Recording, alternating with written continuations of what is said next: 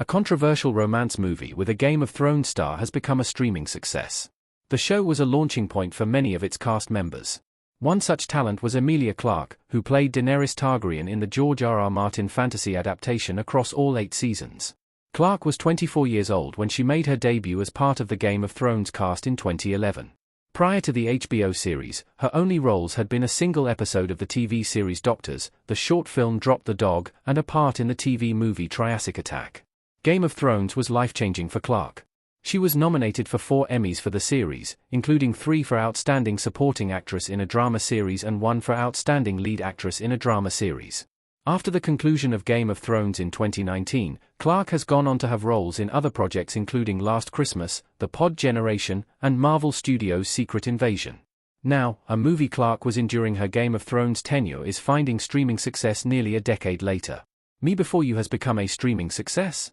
Me Before You was controversial. Me Before You has found success on streaming.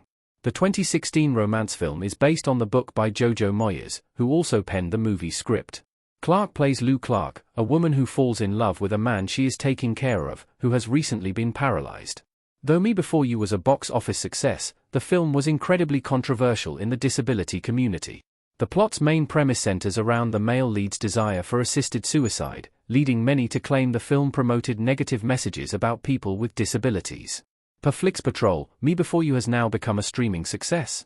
The film made it to Prime Video's top 10 movies in the United States today, January 13, squeaking into the number 10 slot. Whether it will stay there in the coming days remains to be seen, but it has drummed up significant viewership today. Other movies making the chart today include The Fall Guy, In the Land of Saints and Sinners, Tag, The Creator, The Equalizer 2, A Quiet Place, Day One, Red One, The Equalizer, and The Beekeeper. Our take on Me Before You's streaming success. Controversial romance movies can be popular. Emilia Clarke smiling in a nice dress in Me Before You.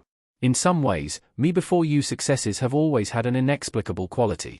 Some called for the boycotting of the film at the time when it came out, saying that it perpetuated the harmful idea that being disabled made a life not worth living, due to its premise and the journey of its protagonist. Still, Me Before You was an incredible success at the box office. Made on an estimated budget of just $20 million, Me Before You made over $208 million worldwide. This showed that the romance movie could succeed in spite of poor reviews and controversy. In this sense, it is unsurprising why Me Before You would do well on streaming. It is hard to say what exactly is prompting more interest in the movie now, but its success does fall in line with recent trends in streaming overall. It Ends With Us has also been doing well on streaming in recent months. It is also a romance movie that caused controversy during and after its release. Even though Me Before You is an older example of this phenomenon, and has a different controversy at its core, it might pique the interest of romance genre lovers who want to get in on the discourse. As a whole, Me Before You's lifetime of success, in theaters and on streaming, speaks to the role of 2 ongoing industry concerns: the portrayal of disability on screen, and the role of controversy in making a movie succeed. The portrayal of disability on screen has been a hot-button issue in Hollywood over the last decade or so.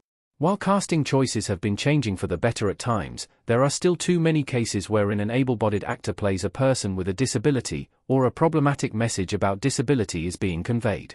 Still, movies like Me Before You have been successful despite boycott attempts and backlash. When examined in conjunction with the success of 2024's It Ends With Us, there seems to be a lot of hand-waving among romance genre viewers.